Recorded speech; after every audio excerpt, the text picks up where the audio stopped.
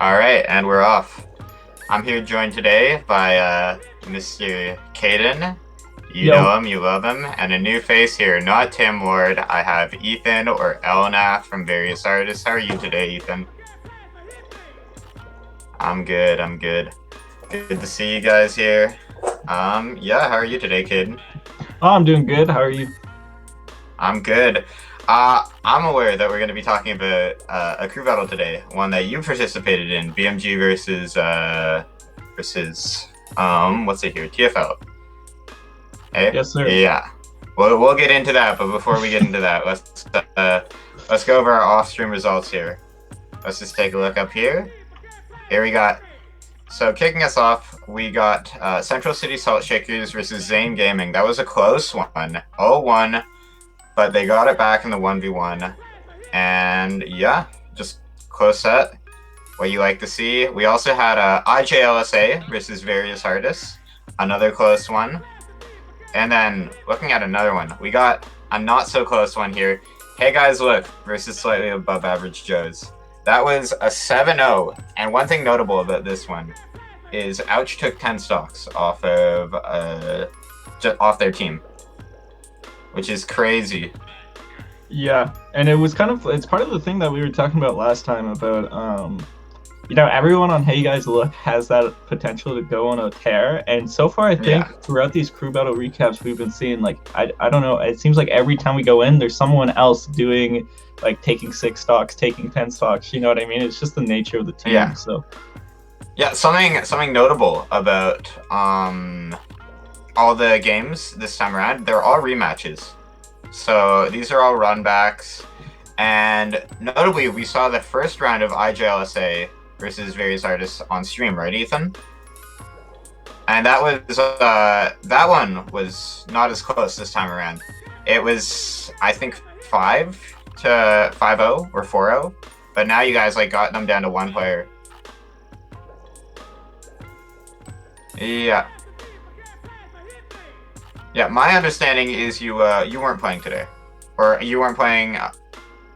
Yeah, you weren't playing on Monday here. You were off doing other things, and they had a Brandman as the sub for you, right?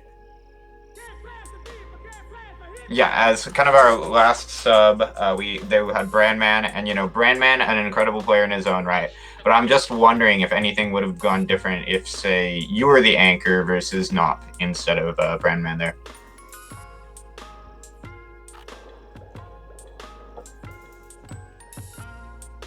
Yeah.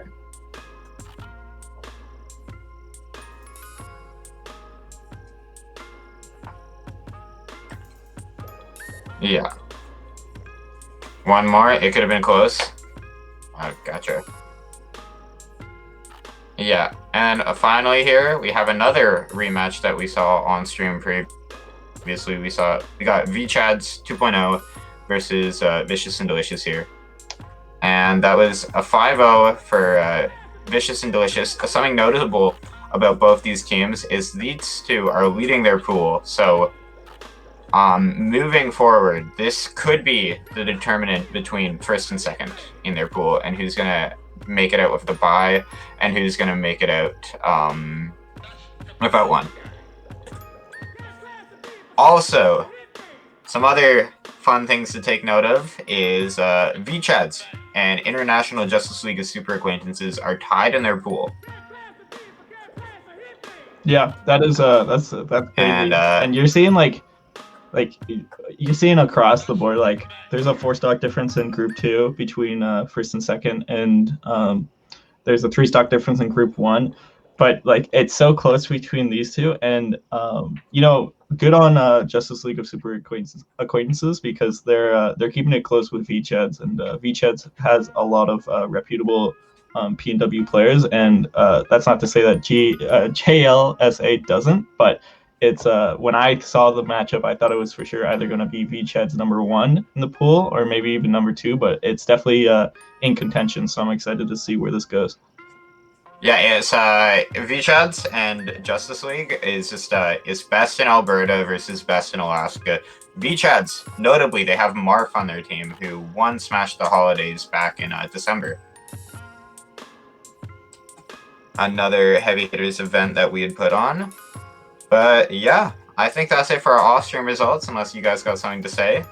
And we're gonna jump into game one here. We got Beast Mode Gaming versus the Forgotten Legends. Another rematch here.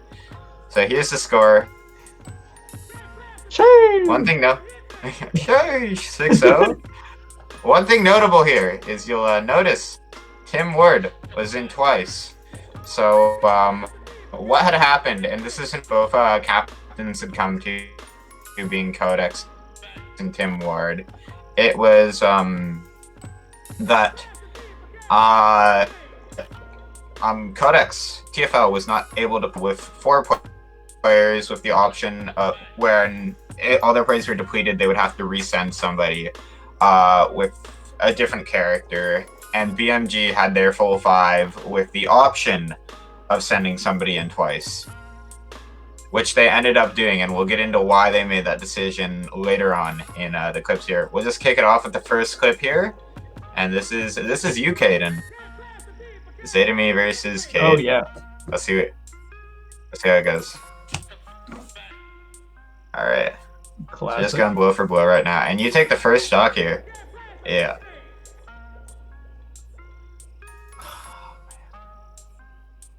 Oh yeah. He's got you ledge trapped here, and I really like the setup that he goes for. We're gonna see it in just a moment here. He gets you off to one side of the stage with the Nair, chases, just going blow for blow, and there it is, 1. He's just covering the spot dodge, side B, up B, catches you out of shield and converts it into second hit. Whew. Had you seen that before up to that point? Yes. I mean, one thing I will say is that up to that point, I think neutrals played pretty good for the most part between both of us. A classic up smash down B by me. It happens. I get a little panicky, but Satami is a really good player, and he's really good at finding those. And he played it really well. And I thought the entire match, I felt like I was playing from behind a bit. So definitely well deserved for him to take that final stock, especially with Bowser Jr. set up there. That was a really good. Really good conversion, so good on him. Yeah, sorry, Ethan. I think I cut you off there at the beginning.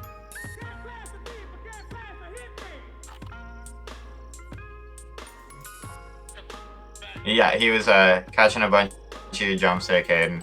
Yeah, I know. Something that's to look out for next time. To the call, they were like, he was just catching your jumps every time. That's why he was getting it, and it's like I started to notice it too. But at that point, that's kind of like the troubles of the crew battle format. Is that you got to be pretty quick on your adaptation. You gotta think of those things in the moment. You don't really have time to, after a match, like in a best of 3, to think, okay, what did I do wrong that set? What can I improve on? So you gotta have a really good in-game mentality. So on the other side of that as well, I'd say that you can you're able to pick up on their habits, and then you're sending in a player that they haven't played against before. They don't know how they play, and you're basically able to tell them everything. So, like, say to me there, you're like, oh yeah, he loves approaching with side B. He's going to dash back and try and whiff punish you with it, and he loves going for those forwards to catch your jump. And then sending in your next player, they can just figure out what's going on. We're going to jump into our second clip here with the first round of Tim Ward, baby, versus Zaytomi. Tim Ward, there's a reason he's not here today. He's not joining us. Couldn't bear it.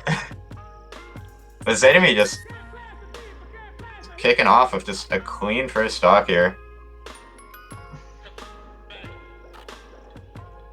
And he's just converting it. He's got this advantage state, and he's not letting up, and he converts it into the first stock there.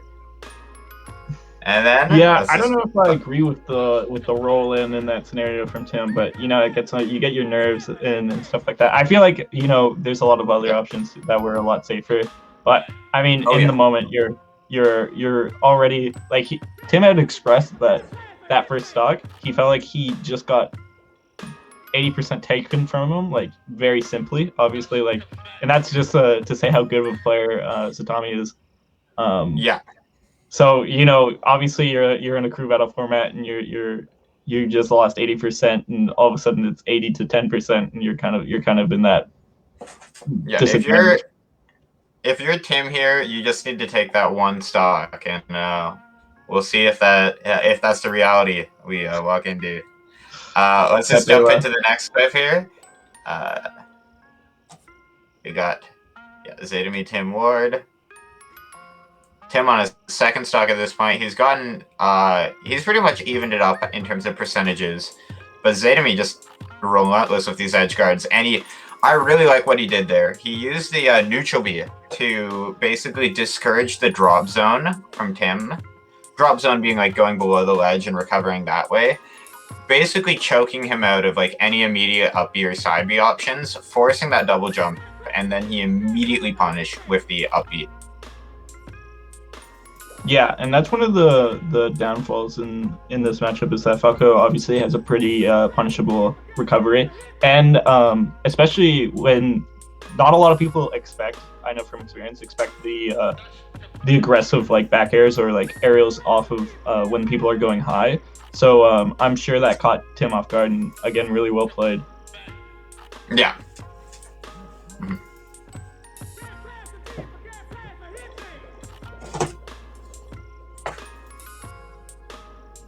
Yeah, I agree. I agree there, but Junior just has a slew of tools, and I'm not saying it wouldn't have been the right play. It's obviously an option. I don't think we'd seen Tim go for it up to that point, so it was a mix-up. But Junior just has such a powerful down air. It's a disjoint, and then it's similar to like a Mii Sword Fighter down air, where you drift away with it and just get the one hit and semi-spike them with it. Right. Especially versus those Foxes, those Falcos, those Falcons, those characters that have like those very telegraphed high recoveries. It's something you want to keep track of. Jumping into the next stock, the fourth clip we got here, we got Zaytomi and Tim both on their last stocks here, and let's just see. Tim taunting if you cut it there at the kickoff, and they're just trading some taunts, having fun with it. Zaytomi just getting a quick ladder, and we saw kind of the same thing where it's like a quick 60, and you know, if you're Tim, you kind of just have to be okay with that. You have to collect yourself, and then just keep a good head about it. But Tim missing the stage spike, and that's how he goes out for the first time. Oh yeah, definitely not the start of a crew battle that you want. And you know, we had I know there was some confusion. The commentators were asking why Tim went Falco, and oh yeah. So Tim known for his Charizard. Yeah, typically he goes and his, I guess now Lucina. Yeah, and Lucina. He felt if he went Lucina, he probably would have did better. But when we were playing beforehand, me and Tim were doing friendlies, and he was doing really well against me with his Falco. But I think that can come down to player style, player type. Because, you know, again, I do jump a lot, and we saw that in the first match. So, I mean, Falco's pretty good at stuffing those out and getting some good conversions off of that. So maybe confidence was just in the wrong place, and unfortunately, couldn't grab that stock. That's all right though. You know, it happens. What it means for you guys is your players have to work twice as hard, and you basically just have to manage your resources a little better. Yeah. Moving into this next game, though, we had Janzo versus Zaytomi.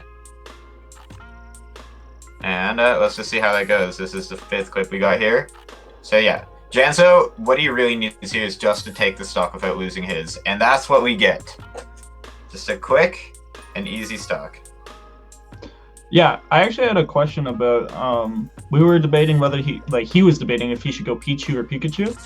And yeah.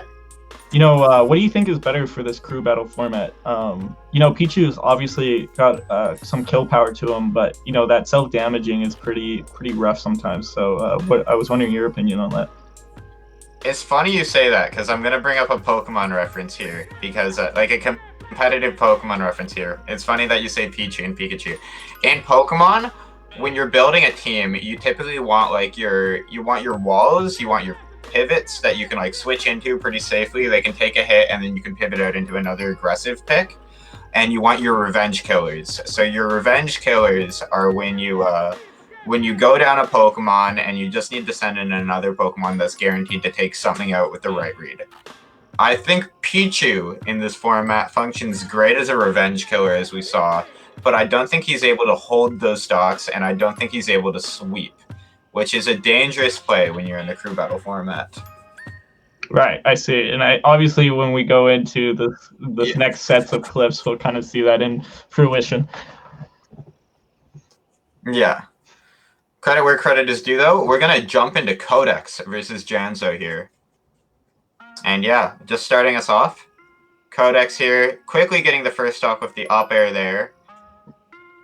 So we got... The game's looking all Codex here. You know, he's got Janzo in the corner off the respawn platform. And he's just swinging. Janzo gets his first hit, and we're just gonna see some neutral here, see how they all convert it. And just want to have this clip speak for itself. Catches the roll with that forward smash. And if yeah. Ethan, you're the resident Robin expert. Can you kind of just go through? We're gonna see more of Codex here. I just want you to kind of go over kind of what you think the thought process there and what the game plan looks like with Robin Pichu.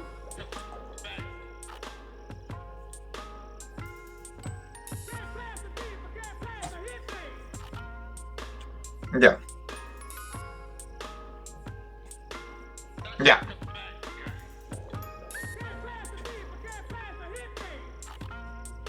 Mm-hmm.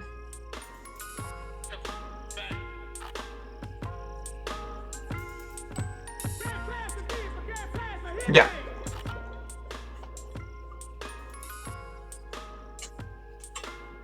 Yeah, so what we saw there, I think, is we saw like the fair, and then Janzo had jumped back with a neutral B, and we saw what you were talking about, Codex immediately responding with that neutral B of his own to trade and create kind of that wall of hitboxes.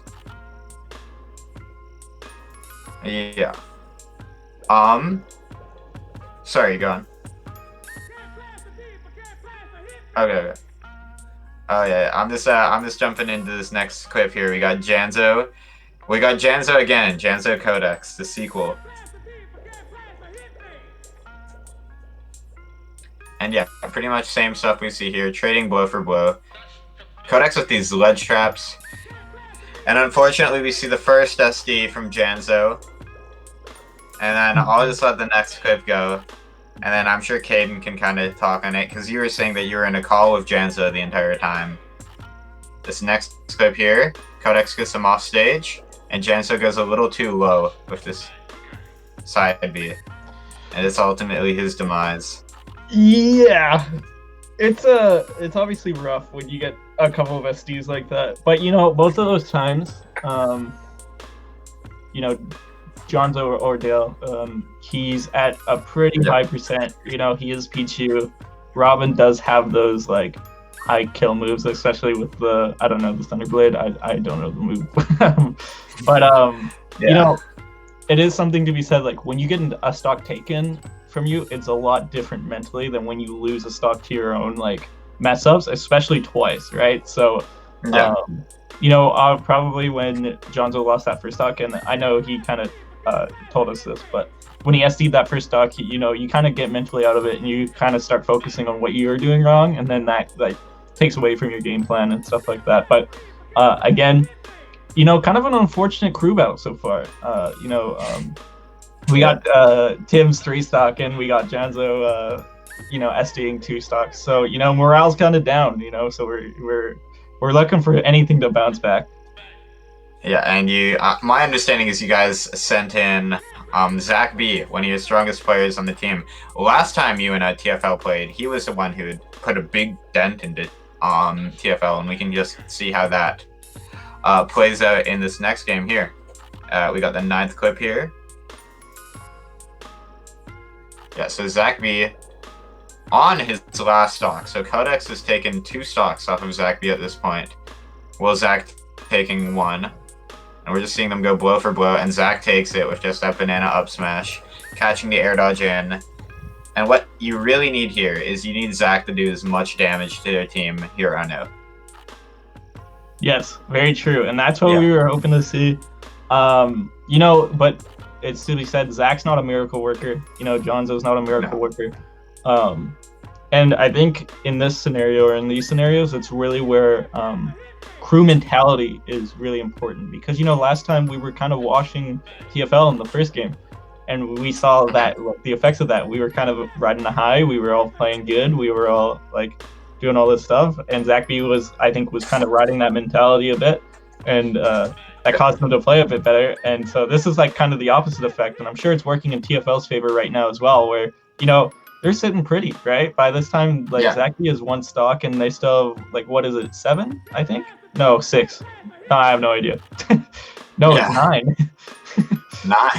Yeah, it's 9-4. So it's like, you know, we have, and the last person on our team is our anchor, which is our alt, right? Which would be Sean Talisman. But obviously that doesn't come in. But we'll talk about that more. Yeah, we'll talk about that more. As somebody who knows Zach personally, I can tell you firsthand he's a very mentality-based player. You know, when he's feeling confident, and he's like one of the best players I know. But when, you know, he's having an off day, it really shows. Yeah, exactly. So and I think we're a really mentality team as well. So I think that's a really important thing going into it. But, you know, it happens. Yeah, it happens for sure. Yeah. We're gonna jump into this next game here. The 10th clip. We got Adge versus Zach B. Adge or Wii Fit. Zach B has a lot of Wii Fit experience with Limerick on the island. He was originally going to be playing for you guys in this crew battle, to my understanding, but his baseball season started up just kind of at the last minute, and his priorities were there, and that's why we weren't seeing him this crew battle league. Yeah, exactly. But yeah, Zach and Adge just going blow for blow. And we saw Zach, the beginning of this clip, it was 80-0. And Zach brought it to 76-100. But Adge closing it out with that just quick F tilt. I've talked about Wii Fit in the past. That F tilt is a forward smash in disguise. Yeah, seriously. It's something. And, you know, Zach B, you saw there, he went for the up B explosion. Didn't quite get it. And he was pretty frustrated about that. But again, we're kind of down. So at this point, we're like, you know, is Sean going to be able to take 9 stocks? Like, he's got a pretty mean Steve, but I mean, we'll see. And then we were like, well, I mean, I don't know, like, just have fun. Like now it's like, try to have fun. You know, this crew battle is kind of a wash. There's no point of being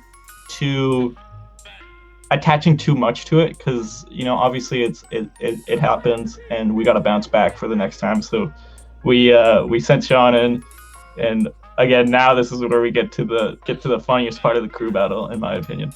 Yeah, Sean had some fun, we'll say that. So we're just gonna jump in here. So here we see Steve versus Wii Fit, and this is not your eyes deceiving you. This is not our end lagging. These are very heavy leg studies, packet drops, in fact, between Adge and Talisman.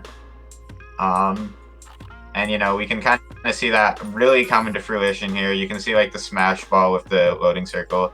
And we see Talisman playing hot, and he has these. It's not his day. It's not his hour. I'm just playing around here. That was him indicating he wanted a leg test. And moving out of the leg test, we did the leg test. We played a few clips on our stream from last week's event, and it turns out, after all, it was Sean Talisman who was legging, who was causing the leg to begin with. Yeah, so joking that he leg tested himself. We kind of knew, like, a bit, because, you know, Adge and Zach B didn't have any problems, right? And so when Sean told us that he was leg testing, like, I play Wi-Fi with Sean, and you know, every once in a while, even though I'm wired and he's wired, we do have some packet loss.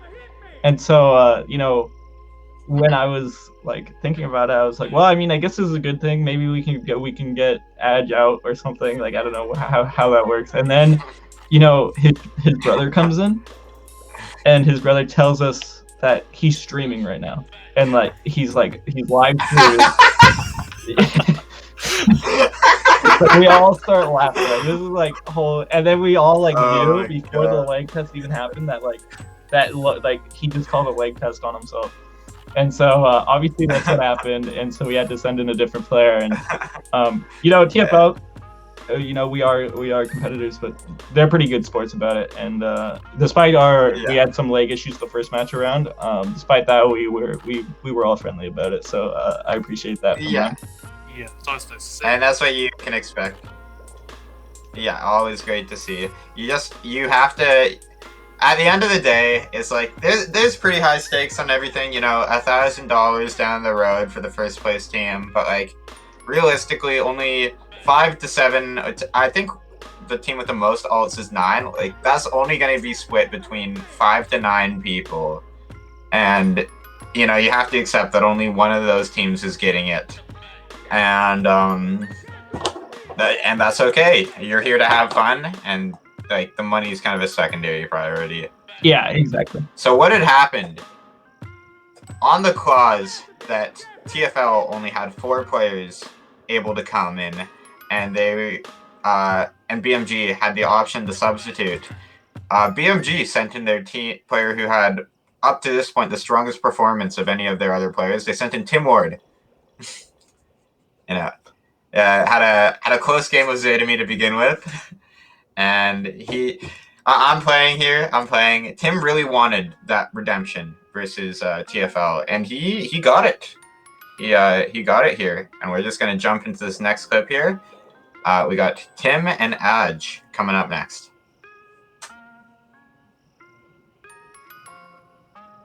So yeah, Tim just throwing out hitboxes, trying to cover space. What I'd say you want to be doing with Charizard. He really likes to forward air. I really like Nair when I play Charizard, and he just closes out that first stock with the down smash. And yeah, here we see Tim, as I'm saying, covering space, and he's performing a really good edge guard on Adge. But Adge just gets that reverse edge guard with the side B. Yeah, that was really weird. But I mean, I guess I don't know much about Wii Fit. I didn't even know that was possible.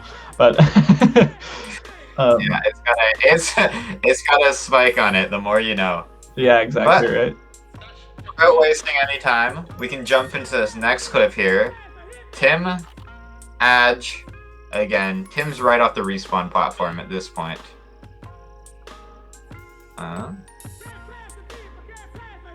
Sudden let's do its thing. And there we are. He gets that down air and the back air there to close it all out. Yeah, and you can see the difference between when he's playing Falco and when he was playing Falco and when he's playing now. And you could say it's character, but I also think it's a lot mentality. Like, I think Tim is a really good player when he's in the moment and he's feeling himself and he's focused, and it's when he's kind of getting in his own head that you start to see those cracks in his gameplay. But this is one thing I appreciate about like how Tim's playing right now is that he's not just using Charizard, at least right now. He's using Ivysaur, he's using Squirtle to at least more than he usually is. Usually he just switches instantly back to Charizard, right? So using PT to its full potential is really helpful, but obviously having that really strong Charizard is a real help. Yeah. And I'd say it's easy to practice a Squirtle to the point where you can get those 60% combos at 0. It's easy to practice Ivysaur to the point where you get those kill confirms at 7-day. It's not easy, or it takes more of an intuition to kind of play Charizard, where you're like, okay, I need to cover this space in this area. I need to close out these windows where he can approach me.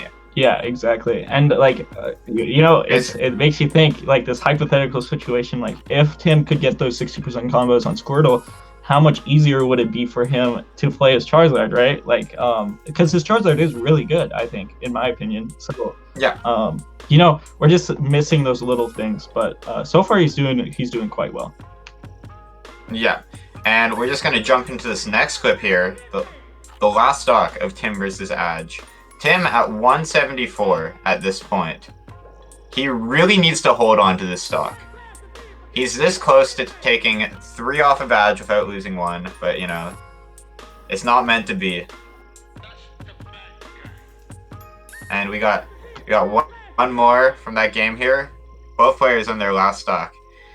The stakes are high for Tim. The stakes aren't too high for Adge. If you're Adge here, you're sitting pretty. You don't have any of that pressure on your chest because you know. And there it is. Tim taking Adge out. If you're Adge, you can't be too mad. You took 1 stock off of Zach B. You brought Tim to his last stock. You've set your team up. You've put your team in a 6-1 stock position. And we're just gonna, Really good job. Yeah, really good job. Great play from Adge there. Caden, as the team leader here, or one of the team leaders, I guess it's you and him, the BMG representative here. I'm wondering, what was your mentality? What was Tim's mentality at this point? You're down 6 stocks to 1.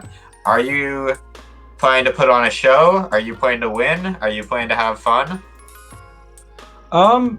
I can't speak for Tim because he was pretty isolated in the call, but I think the way we were saying it is that, or at least the way I saw it with sending Tim back in, is that he's done pretty good throughout the bracket, right? Or throughout the crew battle so far. He took 3 stocks off of PokePen. He took he didn't even have to play in the first TFL. He did pretty well against OKSL, I believe. I think he took 2 stocks maybe, at least decent. So when you're going 0-3, that's pretty rough on the mental, especially when we're up against 4 Horsemen next. They're the behemoth of the pool. So the way I saw it, trying to impress his girlfriend, maybe she was watching probably, trying to impress me, his best friend. But so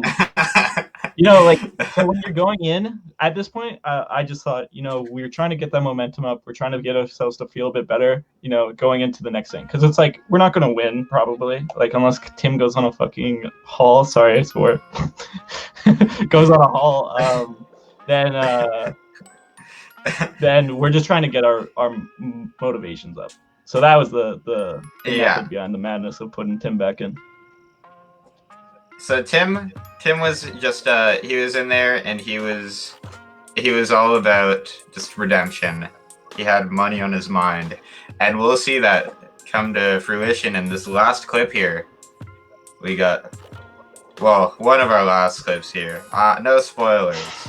We got Tim Ward versus Warfels. My understanding is Warfels is good friends with you guys. You guys have developed a nice little friendship with him. After your first crew battle, you've just stayed in contact, maybe colluding a bit, rigging the crew battle. Yeah, he told us about his roster and all their weaknesses and stuff. It was crazy. Oh yeah. I'm just kidding. But here we are. And we see a crazy reverse edge guard from Warfels. That was crazy. Yeah. And that's how the crew battle was won. Tim was doing such a good job balling him out too. How it was he was riding that momentum, and he continues to ride it. Funny enough, the crew battles aren't the end of the story. We don't have any clips to show, but we have the 1v1 after the fact. And on production end of the 1v1, I can tell you everything that had happened because it was messy. Truth be told, it was messy, it was brutal, and there was lots of passion involved. Going into it, we had Zach B versus Codex was kind of what was shown off. That's what we were expecting, and that went great. First game we had Zach B versus Codex, and what had happened is it's a mystery to this day. I asked Tim, I've asked Caden, I reached out to Zach, but he hasn't gotten back to me. But he played 1 game, he lost, and he left. We chalked it up. We don't think it was salt. We don't think that's the type of we don't think that's what Zach was trying to convey. We were thinking maybe he just forgot, and he just played the best of 1. Regardless, Codex and Tim showing great sportsmanship as captains, and they decided they were going to send Tim in again. One last shot at redemption, and he took the second game off of Codex, evening the setup 1-1, and Codex finished it off to win the 1v1. Yeah, so kind of weird. I have no idea what happened to Zach. You know, it can be chalked up to anything. Things happen, right? So we got nothing wrong there. And you know, again, I appreciate TFL letting us throw in Tim, giving us that shot, because you know, I mean, we couldn't really say anything if they were just like, well, your guy left, like what, like just DQ. So I appreciate them giving us at least a fighting chance. And I was really impressed with Tim in his gameplay. He played really well. So yeah, after that Falco game, you know, maybe he was like, this wasn't the right decision. Like, I can't imagine what you guys were thinking. Like there's so many thought processes I could have gone through. It's like, what if we immediately sent Janzo in instead to take out? Exactly, right. So that's immediately what my head went to, and it's like, did we kind of underestimate Zatami a bit? Or sorry, I keep on mispronouncing his name, but Zatami. So I could be mispronouncing it. Tim, but like Tim is a good player. He is a good player. I think he could take stocks off of almost everyone. Yeah. So. You know, he's taking stocks off of Pokepen, as we were talking about. Exactly. Like, so one of the strongest players off of Four Horsemen. Yeah. And I mean, even if you look at it, like, despite all of our really good players, you know, Zach B, Janzo, none of us managed to take 3 stocks except for Tim on the third thing. You know, Zach B took 2. Yeah. Janzo took 2, and I took 2. Right. So. Yeah. It's a bit unfortunate, but that's how it goes sometimes, right? Yeah. You know, we wanted to give a bit of a better performance, especially since we were on stream for the first time, but you know, it just wasn't there for us. So we're gonna try our best with these next 2 games left in the crew battle, because we do love competing. Yeah. We are going to jump into our next crew battle here. Speaking of Four Horsemen, here we see the results up here, and one thing that's immediately apparent to me. Look at Jojo DeHobo. Wow. Yeah. That's all I can say. I was taken aback. You know, he was setting himself up to take 3 stocks while only losing 1 to 3 of OKSL's players, which is just incredible.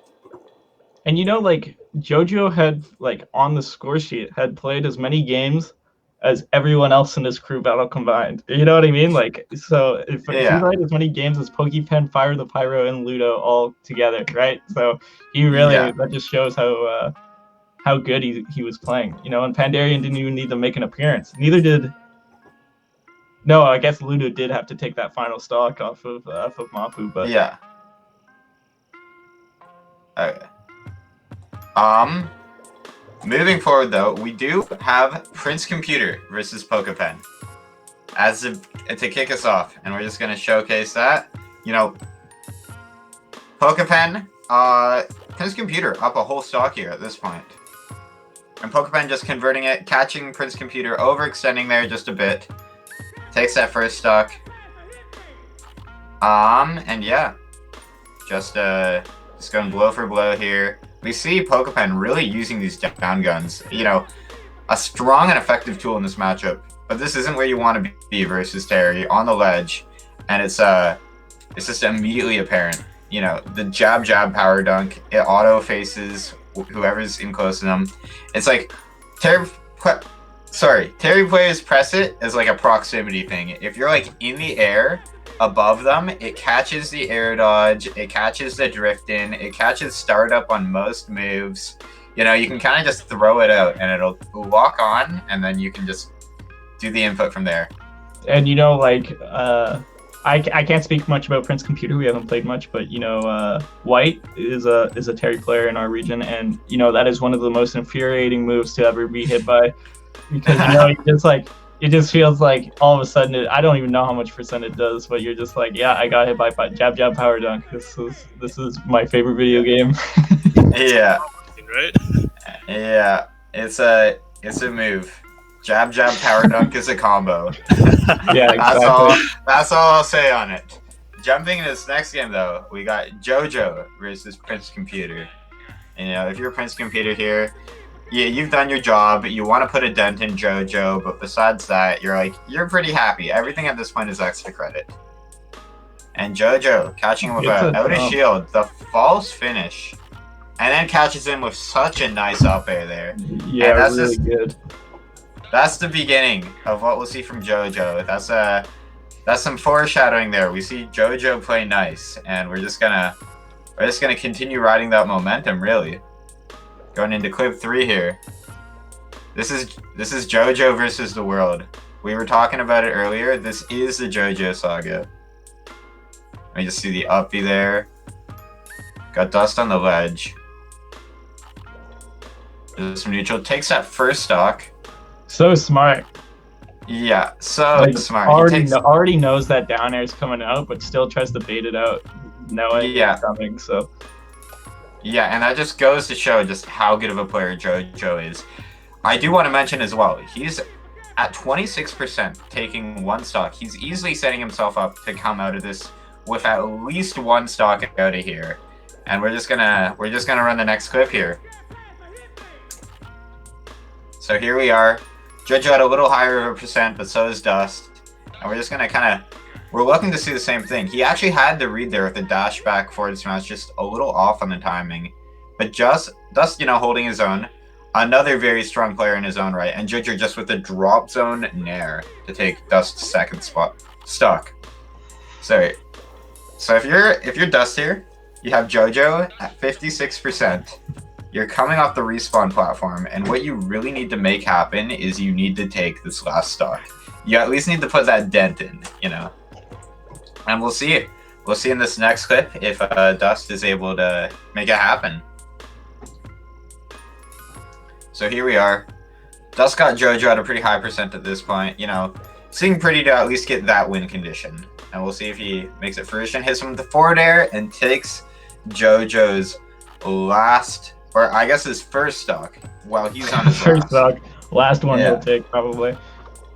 Yeah, you know, he could make it happen. We saw Cube on the Game & Watch last week, and he just went on an absolute tear. You know, he was put on the back foot pretty early, and he did not let himself get knocked over.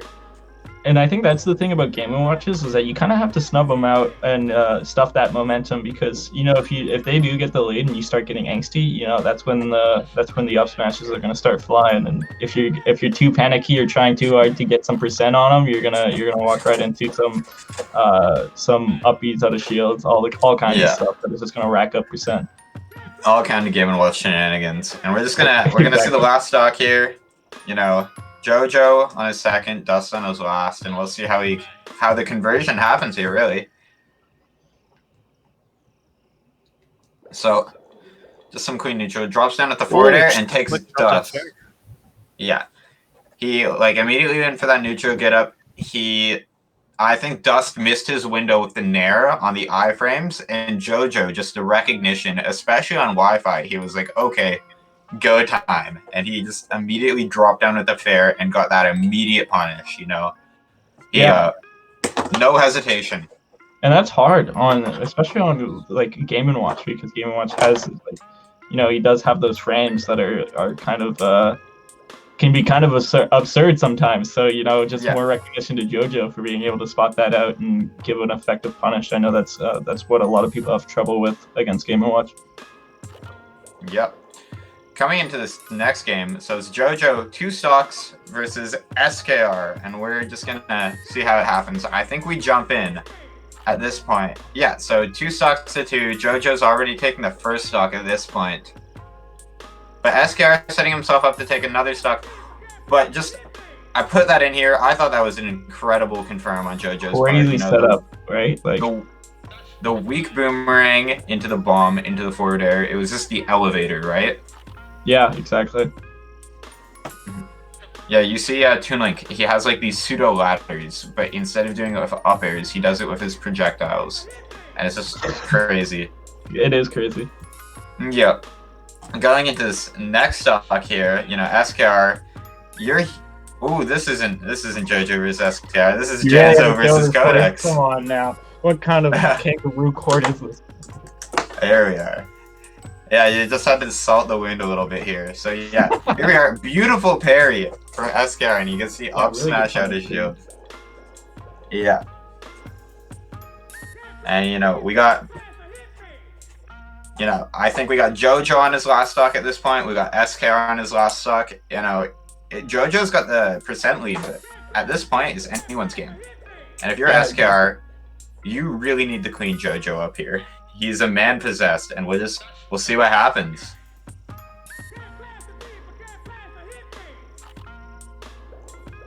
So just going blow for blow, and he just hits him with the bomb forward air. One thing I wanted to note there is Bowser Jr. being out of the cart there. When he's not in his cart, he becomes a lighter character, significantly lighter actually. And I'm not sure if that confirmed from center stage would have killed otherwise. Yeah, I'm not sure either. Probably not, actually. He was only around like 120, 110%. Yeah. Yeah, I don't think that would kill if he was in cart. I mean, I want to chalk it up to just like great awareness on JoJo's part, but I also do want to say it's probably what he would have gone for anyways.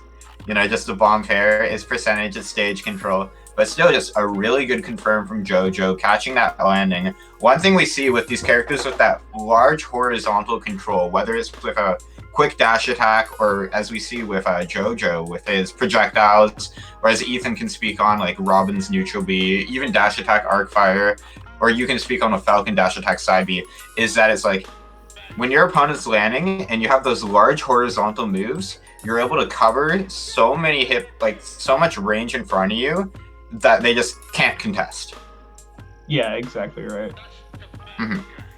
And that's I think that's like one of the first steps you take in just like understanding it and having a better advantage state is understanding how to abuse those horizontal hitboxes to cover those landings and continue the juggle and continue the advantage state.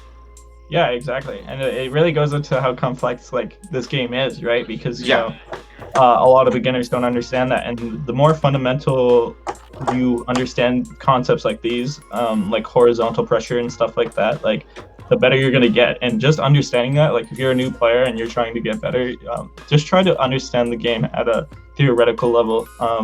Where people want to go, how you can pressure them, how much like of the stage you can pressure at all times. Like all of that is really important to understanding how you can get better. Yeah. And we're gonna jump into the next game here. Clip 10, JoJo versus Necrotic. And here we are. We just see 1, 2, 3. I thought that was such a clean setup. Yeah, and he gets the Z-drop bomb, and he gets the boomerang fair. And we saw it JoJo all the time. Like it's just JoJo that's on a tear with these right now. Like so setups. Sorry, not to cut anyone off. You go first, Ethan. Oh yeah, I was just saying it's super impressive to watch JoJo. Like from the decisions he makes to the combos and just confirms that he consistently gets. It's really, really cool to see. Yeah, totally. I think just one thing with these zoners is they get chalked up to being like, just lame projectile machines. But JoJo is just, he's not, you're not seeing that in this Toon Link. What you're seeing is you're seeing dynamic gameplay, and you're seeing just him almost using like the bombs and the boomerang as like moving parts in the same way that you use Luma as Rosalina, where it's like a smaller character that has limited options, but still is able to like basically act as like a goon to go after them, Exactly. Yeah. And like the difference I think you see from JoJo versus, maybe some traditional zoners is that it seems like a lot of the projectiles he uses are like they all have intention, right? Like, sometimes projectile or zoners, they just throw it out because, they just they want to slow down the match or whatever. But, when you're playing against JoJo, you're scared, right? Like all these projectiles can lead into something crazy, and you just don't know. Like you're really playing JoJo's game right now, especially when he's as hot as he is right now in this crew. Oh yeah. 100%. So we're Necrotic here. Well, let's put ourselves in his shoes really quick. We got 2 stocks down. You're on your last stock, JoJo's on his last stock, and he's playing hot, and you hit him with the forward toe. I can't imagine how relieved you are, because I don't think I showcased it in any of these clips, but JoJo kicked off that first game against Necrotic with an up tilt, up tilt, up tilt, up tilt, up air, and it did 41%. And it just goes to show how quickly Toon Link not only like gets that damage up, how quickly he gets that damage and a very potent advantage state. Because there's a difference between like, you know, hitting your opponent with a down tilt in neutral and having 5 frames of advantage, as opposed to hitting your opponent with a confirm that puts them like however many units above you in the air, like 3 Kirby lengths above you, and then suddenly you have a much more potent advantage state than say you just hit them with like a Marth down tilt at 0 and you know they're at a slight disadvantage. They're kind of on the back foot, but it's not anything brutal. Yeah, exactly. And yeah, so Necrotic takes out JoJo, the hero that Okanagan Smash League needs. Let's see how Fire the Pyro handles him here. You know, Fire the Pyro, a Mii Brawler player from Washington and 4 Horsemen. And he's just gonna, we're just gonna see what happens here. So pretty even game up to this point, truth be told. We're just seeing them trade blows. Pyro with these neutral beats just putting on immense pressure and just keeping Necrotic in the corner, and we really see it work out for him. He gets that up B and kills him. That's crazy. Bowser is a heavy character. He's not supposed to die at 130 center stage. But Fire the Pyro hit him with a frame 3 option, center stage, and killed him. That's what I was gonna say. Like, I don't know. It's kind of a testament to how much Fire the Pyro knows about his character, because you know, again, if you asked anyone what move Fire the Pyro was going to choose there, I would have thought maybe side smash, you know, something like that. Maybe even grab so he can get some more percentage. But you know, that up P caught me by surprise, and the fact that kill caught me even more by surprise. So I wonder if that's Necrotic also getting caught by surprise. Maybe didn't DI correctly, but we would have to watch the clip again. It's something else, but really gonna Fire the Pyro. Yeah, jumping into this next game. So Fire the Pyro, Necrotic's out, in with the new. We got Mafu. I don't want to chalk up any of these players to a star player, but if it were, it would be Mafu. He's kind of he's the crap. Him or Prince Computer is really, they put in the most work, and just such an incredible first stock.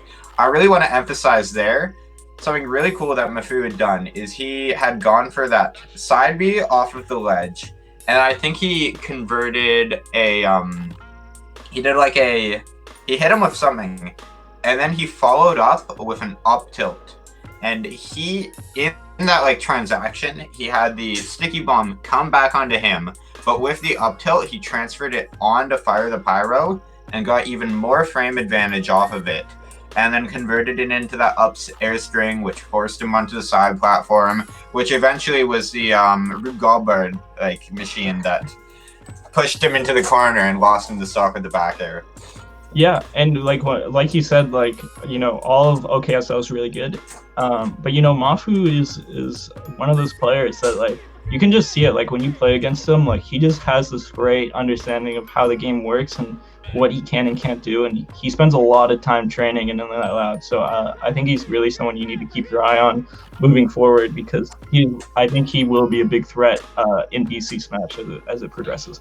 Totally, and in these next few clips here, we're going to see like that labbing that Mafu goes for really show off.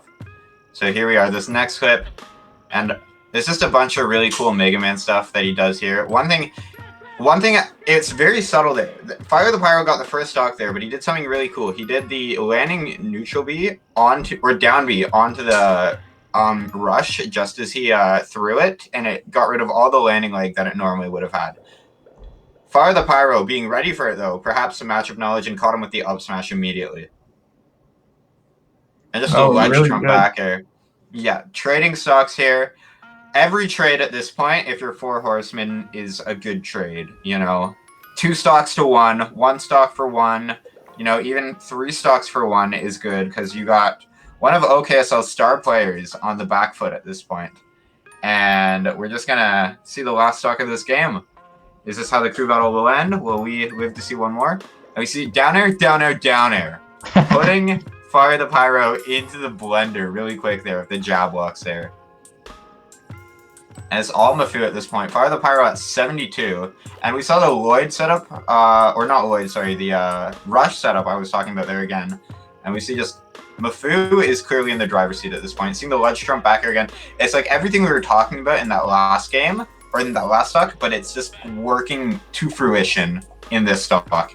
And it's working out really well. And as you were talking about, it's like, it just goes to show how much time he puts into the lab and how much he knows about his character. Not to discredit Fire the Pyro at all. Fire the Pyro, another just player with mastery over their character. But Mafu, it goes to show, like, you saw him showcasing all the Mega Man tech just in like that one sequence there. Yeah, and like I'll say, both of these streams have a pretty common, like these stream games, sorry, have a pretty good common theme, which is like, you know, it's kind of a blowout for Four Horsemen up until this point. It was kind of a blowout for TFL. So, you know, you're trying to get momentum back up for when you go back to next week, or get some morale up, you know, because, you know, OKSL is a really good team. And, you know, obviously BMG thinks they're good too. So, you know, you want to get that good mentality. And I think Mafu's doing a pretty good job at least showing off how good these players are, right? Yeah. Yeah, 100%. And from the last few clips of Mafu that we've seen, it's really amazing because it doesn't look like he's ever taking any chances. Like, maybe this will work, maybe it'll 50-50 hit him, maybe it won't. But everything is so deliberate, and I think that's just really cool. Mm-hmm. He's playing with confidence, he's playing with intention, and that's just really where I think most players shine. Some players are really good at making those middle ground plays. I think notably one that comes to my head immediately would be like Retro from Various Artists. He's very good at making those middle ground plays. I've played him, and he's good at covering that space. But then there's also players who are really good at just making those commitments and guessing right 90 to 95% of the time. And, you know, if Mega Man he's not one of those characters that you need to make those plays, but Mafu chooses to play like that, and it really works out in his favor. But, you know, we're talking a lot of big talk for Mafu. Let's hype up Ludo for a second here. Coming in, you know, he's not Four Horsemen's anchor, but they're sending him in with the intention of cleaning Mafu, and we'll see how it works out.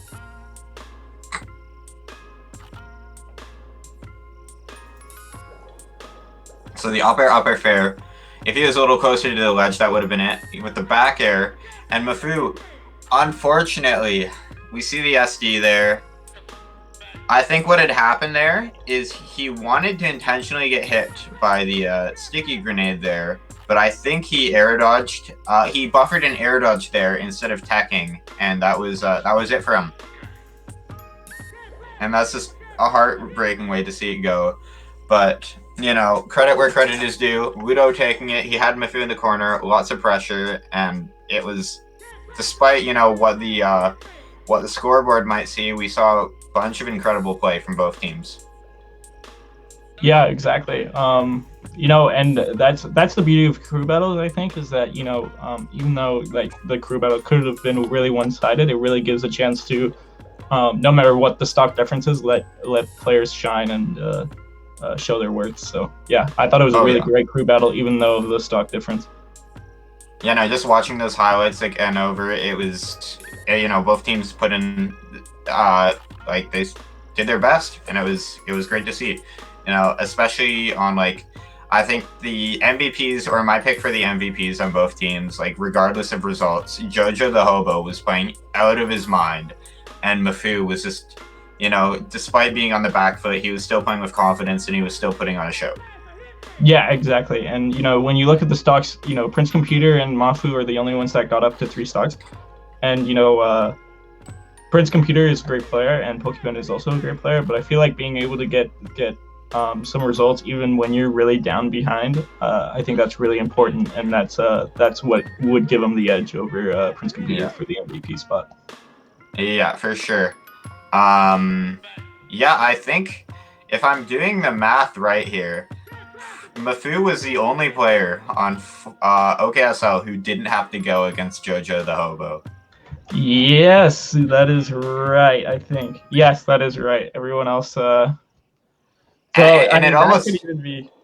it almost makes me wonder if we're like saying Mafu's the MVP for OKSL, what would have happened if they sent him in earlier and really, instead of putting him in the anchor role, just being like a preventative measure to prevent JoJo from going on that tear? Yeah, that's a great question. Or even like, putting someone maybe, I don't even know, maybe Necrotic, like, instead of Dust. I think Mafu would have been a big choice to swap with Dust in that place, but obviously you don't know these players are going to go on a tear until after they go on a tear, right? So yeah, it's like hindsight is 20/20, but you want to save Mafu for maybe Ludo, Pandarian, you know what I mean? Like these players. He's your anchor. Exactly, right? So yeah, and as you were talking, sorry, go on. You were talking about how Hey Guys Look is they have a bunch of players who all just have that potential to go on the tear. And I'd say the same thing with Four Horsemen. They got Fire the Pyro, one of the best Mii brawlers in the world. They got Jojo the Hobo, one of the best Toon Links in the Pacific Northwest. They got Pandarian, they speak for themselves. And then there's Pokepan, one of the best in Washington, and Ludo in this crew battle, one of the best Marios in the Pacific Northwest. Yeah, and I mean, like I said before, I think in these recaps, is that like, if you're going to be Four Horsemen, you really have to be prepared for Pandarian. Pandarian is the guy to do good against like we did all right against their crew. It was pretty even, but that's not enough when you're against Pandarian. Pandarian's one of those players that is just going to take your stocks. You gotta be prepared both mentally and with your stocks. So you can speak on this yourself, I think, as well. I think you were in one crew battle. You were the anchor for Pandarian, or it was like a combination of you and Zach B as the anchor. Yeah, so it was me as the second last, and Zach B was our anchor, and we had 4 stocks and he had 3, and I managed to get I think I had 5 stocks actually, and he had 3 because I did pretty good. Yeah, that was it, because I 2-stocked Ludo, and so Pandarian took 5 stocks off us and only lost 2, and so it's just a testament to how good this team is, because for us, Ludo, Jojo the Hobo, Pokepen, and Fire the Pyro are all big names and big people that we kind of need to upset to beat, right? And so even if we upset all those people, we still have the raid boss Pandarian at the very end. Yeah. So if there is going to be a team that beats Four Horsemen in the pool, they're really going to have to get a pretty good start against the rest of the teammates. Yeah, and just jumping in, we were talking about Pandarian. Just want to bring it back to JoJo and Mafu for a second here. I think both teams had agreed that they were the MVPs for this crew battle, opted to send them in as a 1v1, and it was a close 2-1 for JoJo the Hobo over Mafu. Oh yeah, and that's that. Not expected that who would win, but that it was close, I think, was a good. Yeah. A good indication, because both great players, both playing pretty good, and in my opinion, I think JoJo deserves the extra point, the best of 3 win, because of how hot he's been playing throughout the crew battle. And JoJo the Hobo, I think he won a draw in chat for Red Bull, and then he also won the 1v1, so he's gonna get 8 Red Bull shipped over to him. Been supplied with a lot of Red Bull. Yeah, not going to bed for a bit, hey. Well, that's good. Yeah. Anyway, I think that's it for us. That's it for me, unless you guys have anything else to bring up here. No, I think it's all good. I'm excited to see the last 2 weeks of the regular season, and even more excited to see who makes it to the playoffs and how that plays out.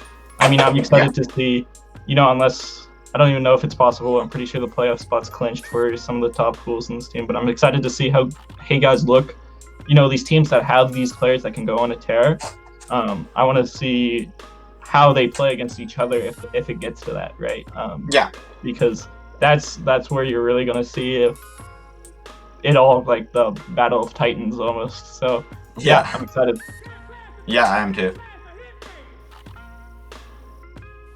Anything from you, Ethan? Oh no, that's about it. I'm also excited. Yeah. Yeah. Anyway, thank you guys for all coming through to join us tonight, and we'll see you this coming Monday. I'll see you with Machu and commentary. And yeah, that's gonna be awesome. I can't wait to watch that. Thank you so much. Caden and Ethan, we'll see you on the. They'll see you on the ground. Yeah, playing in the group battles. Alrighty, thank you.